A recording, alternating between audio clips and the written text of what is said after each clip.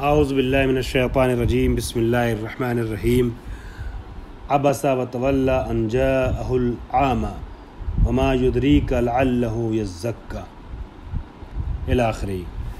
میرے محترم مخاطبین، میں سورہ عبس کی تفسیر کا آغاز کرنا چاہ رہا ہوں۔ اس سیمسٹر میں یہ 12واں درس ہے۔ 5 دروس میں سورہ نبا اور پھر 6 دروس میں سورہ نازعات کی تفسیر نسبتاً اختصار کے ساتھ پیش کی گئی، مگر میں سمجھتا ہوں مختصر لیکن مفید مطالب بیان ہوئے۔ سورہ عبس 30ویں پارے کے تیسرے سورے کی تفسیر کا آغاز ہو چکا تھا۔ کچھ آیتوں کا ترجمہ پیش کیا۔ شان نزول میں نے گزشتہ درس میں بیان کر دی کہ حضور سرور کائنات کے سلسلے میں یہ ملتا ہے کہ بے شک آپ اصلاح امت کے لیے حریص تھے، کار خیر کے لیے حرص اچھا مانا جاتا ہے، اور اتنا زیادہ پیغمبر اکرم کو شوق تھا، آرزو تھی، تمنا تھی، خواہش تھی، کوشش رہتی تھی امت کی ہدایت کے لیے کے سلسلے سے کہ وما علینا الا البلاغ المبین جیسی آیت نے یا دوسری اس طریقے کی آیتوں نے پیغمبر اکرم کو تسلی دی، وما علینا وما انزلنا علیک القرآن لتشقی، ہم نے آپ کو مشقت میں ڈالنے کے لیے قرآن نازل نہیں کیا ہے، آپ کا اتنا کام ہے کہ آپ پہنچا دیجئے، اپنے کو اتنا بے چین نہ کیجئے۔ یہ صفت تو پیغمبر کی تھی کہ پیغمبر اصلاح امت کے لیے بے چین رہتے تھے، بے قرار رہتے تھے، لیکن اس صفت عظمیٰ کو درک نہ کر پانے کی وجہ سے اور کس حد تک کی صفت عظمیٰ جو ہے پیغمبر اکرم میں پائی جاتی تھی، اس کو نہ سمجھ پانے کی وجہ سے بعض مفسرین کو اشتباہ بھی ہوا ہے۔ اور اس آیت میں جو عبسا وتولی کا لفظ ہے کہ اپنا چہرہ بگاڑ لیا، بھووں کو اپنی ٹیڑھی کر لیا اور چہرے پہ ایک طریقے کے نفرت کے آثار ظاہر ہوئے اور رخ پھیر لیا، عبوس بنا لیا اپنے چہرے کو، بسور لیا اپنے چہرے کو، جو بھی کہہ لیجیے آپ، رخ میں موڑ لیا، منہ پھیر لیا، یہ نبی کی طرف منسوب کر دیا گیا بعض مفسرین و مترجمین، بلکہ اہل سنت بھائیوں کے اکثر نے، کہ نبی اکرم نے ایسا چہرہ بنایا اس غریب کو دیکھ کر کے، اس نابینا کو دیکھ کر کے جو طلب ہدایت کے لیے آیا تھا، کیونکہ نبی اکرم اغنیا کی اور اشراف عرب کی ہدایت اور تبلیغ میں مشغول تھے۔ لیکن میں عرض کروں گا کہ یہ واقعہ صحیح ہے کہ نبی اشراف عرب کی ہدایت کے لیے مشغول تھے، اور جیسا کہ میں نے پہلے اشارہ کیا، جناب خدیجہ کے رشتہ دار، ان کے بھائی رشتے میں جو ابن ام مکتوم کے نام سے جانے جاتے ہیں، ابن ام مکتوم، وہ آئے تھے طلب ہدایت کے لیے، مگر اس کا احتمال تو قبول کیا جا سکتا ہے، دیا جا سکتا ہے کہ نبی اکرم چونکہ بہت بڑی بڑی شخصیتوں سے گفتگو میں مشغول تھے، اور اگر کہتے ہیں کہ الناس علی دین ملوکہم، لوگ جو ہیں وہ اپنے سرداروں کے دین پہ ہوتے ہیں، تو اگر یہ سرداران عرب نبی کے دین کو قبول کر لیں تو عوام کا بڑی تعداد میں اسلام کے دائرے میں داخل ہو جانا آسان تھا۔ اس کو دیکھتے ہوئے ان کو زیادہ ترجیح نبی دے دیں ابن ام مکتوم پر، مگر ابن ام مکتوم کو دیکھ کر کے رخ پھیر لینا، چہرہ بگاڑ لینا، اس کا احتمال قطعاً نہیں دیا جا سکتا ہے کہ شان نبوت کے خلاف ہے۔ اگر روایت ہے بھی، اور وہ روایت جو شان نبوت کے خلاف جا رہی ہو، شان توحیدی کے خلاف جا رہی ہو، اسے دیوار پہ دے مارنا چاہیے۔ چنانچہ نبی کے بزم میں بیٹھے ہوئے کفار میں سے بعض کافروں کو ابن ام مکتوم کا آنا اچھا نہ لگا کہ یہ نابینا، یہ متوسط طبقے کا آدمی کہاں ہمارے درمیان آ گیا، گفتگو میں شریک ہو گیا۔ اس نے چہرہ بگاڑ لیا اور اس نے جو ہے وہ پشت کر لیا۔ اس کا ذکر اور اس کے بعد نبی کو تسلی ضرور دی جا رہی ہے کہ آپ ان لوگوں کے جو اغنیا ہیں، جو اشراف ہیں، ان کے ایمان کے لیے بہت زیادہ فکر مند نہ رہیے۔ ایمان لے آئے تو واہ واہ، نہیں لائے تو اپنے خسارے کو خود جھیلیں گے، جہنم میں جائیں. آپ کا کام ہے صرف بتا دینا، ٹھیک ہے. اور آپ سب کو تبلیغ کرتے رہیے، اور خاص کر کے وہ کہ جو دور دراز سے آیا ہے اس کے اوپر بھی آپ توجہ کیجیے، جو اشتیاق ہدایت میں آیا ہے. چنانچہ کہا جاتا ہے کہ اس نے منہ پھیر لیا، منہ بسور لیا، منہ بنا لیا اپنا اور پیٹھ پھیر لی، ٹھیک ہے. عبس وتولی، پیٹھ پشت کر لی آنے والے کی طرف، کہ ان کے پاس ایک نابینا آ گیا، ان جاء العمی. اور تمہیں کیا معلوم کہ شاید وہ آنے والا پاکیزہ نفس ہو جاتا ہدایت پانے کے بعد، یا نصیحت حاصل کر لیتا، ٹھیک ہے، یا نصیحت حاصل کر لیتا تو وہ نصیحت اس کے کام آ جاتی. لیکن جو مستغنی بن بیٹھا ہے، جو اپنے کو بہت بڑا سمجھ رہے ہیں، بے نیاز ہر چیز سے سمجھ رہے ہیں، آپ نبی سے کہا جا رہا ہے اب یہاں پہ، آپ اس کی فکر میں لگے ہوئے ہیں، آپ پریشان ہیں اس کے لیے، حالانکہ آپ پر کوئی ذمہ داری نہیں ہے اگر وہ پاکیزہ نہ بھی بنے. مطلب آپ کا کام صرف بتا دینا ہے. یہ نبی کے فریضے کے سلسلے میں قرآن نبی کو ہدایت کر رہا ہے. اور خدا اپنے بندے کو چاہے وہ نبی ہی کیوں نہ ہو اپنی ہدایات بھیج سکتا ہے. ہدایات سے متعلق مراد یہ ہے کہ اپنے انسٹرکشنز کیسے تبلیغ کرنا ہے. ہمیں بتایا جاتا ہے کہ ہمیں کیسے دین پہ عمل کرنا ہے، اور نبی کو بتایا جاتا ہے کہ کیسے دین پر عمل کروانا ہے. تو اگر یہ ہدایات اس طریقے کے آئیں خدا کی طرف سے نبی کے لیے تو کوئی کمی نہیں ہے. ہاں، نبی کا اخلاقی رخ اگر پیش کیا جائے آیت کی تفسیر یا ترجمے میں کہ جو مضموم ہے تو وہ نبی کی شان کے خلاف ہے. چنانچہ عبس وتولی، عبس قطب وجہہ، قطب یعنی وہی اپنے بھووں کو نچوڑ جمع کر لیا، اور منہ کو جو ہے وہ عبوس بنا لیا، بسوڑ لیا، اور گویا ناگوار گزرا ہو آنے والے کا. وتولی اور اعرض یعنی رخ پھیر لیا. ان لا جاءہ ان یعنی لئن جاءہ العمی، ان یعنی لئن، اس لیے کہ ان کے پاس اندھا آ گیا تھا، ایک نابینا آ گیا تھا، ٹھیک ہے، اعمانہم، جو ان کو نہیں دیکھ پا رہا تھا.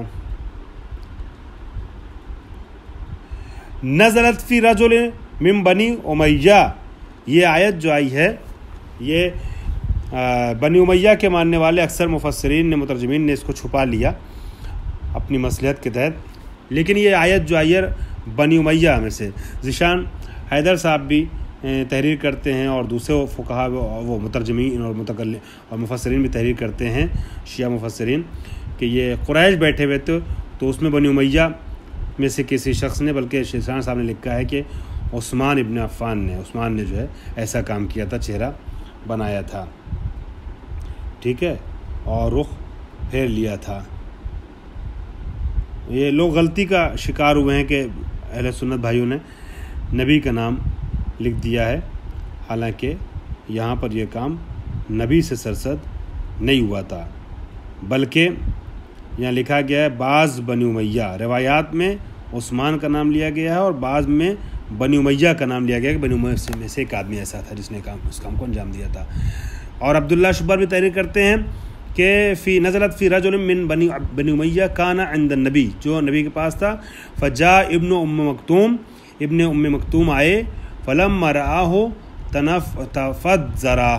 تقذر منہ، جب وہ آئے تو ان سے اس نے جو ہے وہ گھنونے پن کا اظہار کیا، گھن آ رہی ہے مطلب نفرت کا، یعنی تنفر کا. وہ جمع نفس، اور اپنے کو جمع کیا، اکٹھا کیا، یعنی اپنے کو الگ کرنا چاہا. وہ عبسا، اور منہ بنایا، منہ بگاڑا. وہ اعرض بوجہہ، ٹھیک ہے، انہو، اور اپنے چہرے کو ان کی طرف سے منہ پھیر لیا. فنزلت، پس یہ آیت نازل ہوئی.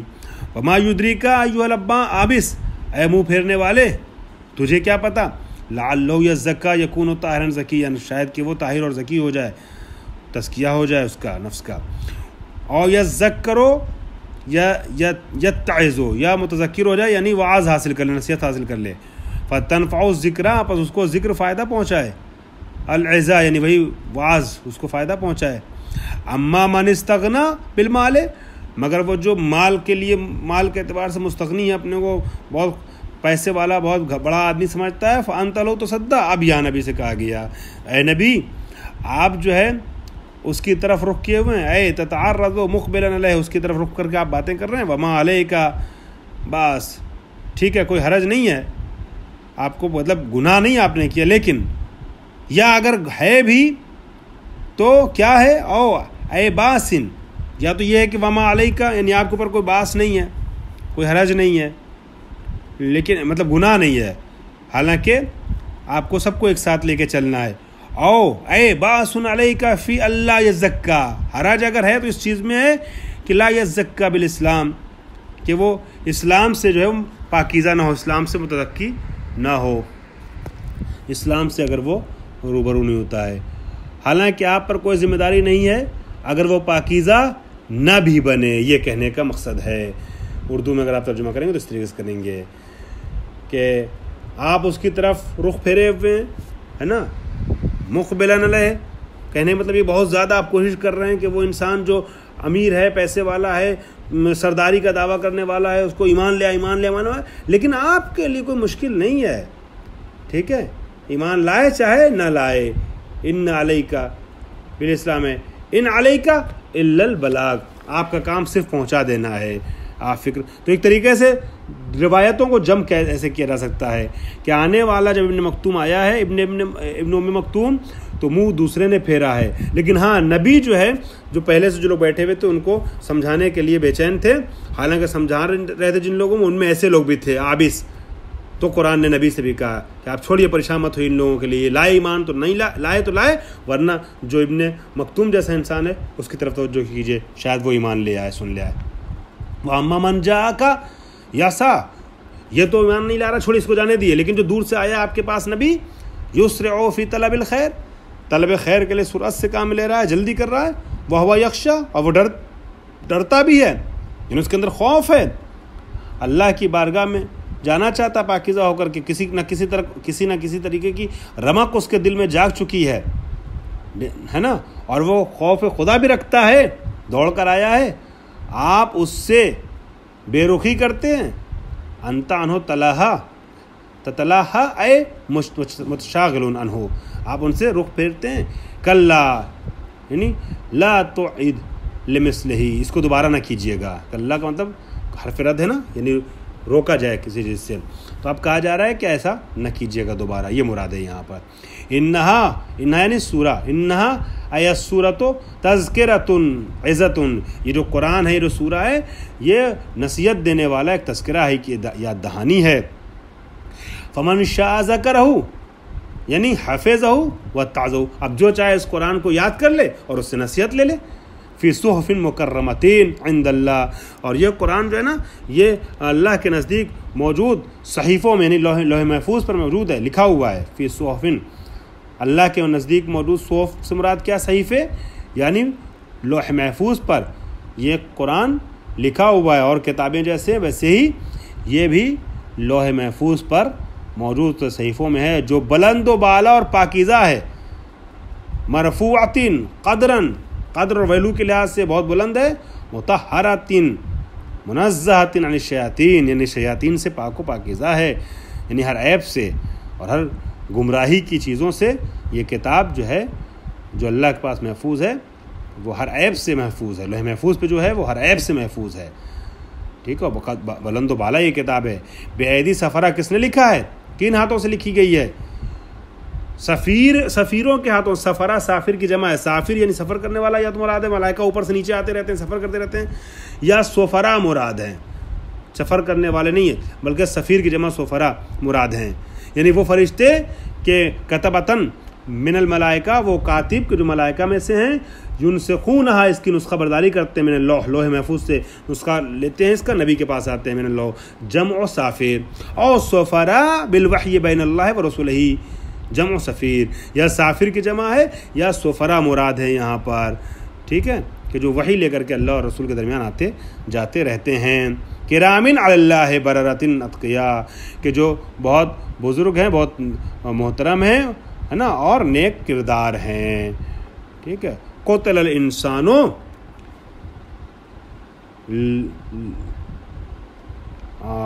ما اکفرا، اب جو انسان نے کفران نعمت کیا اس کے لیے جو بات کہی گئی ہے، اس کو اگلے درس میں انشاءاللہ آپ کی خدمت بیان کروں گا. واخر دعوانا الحمدللہ رب العالمین.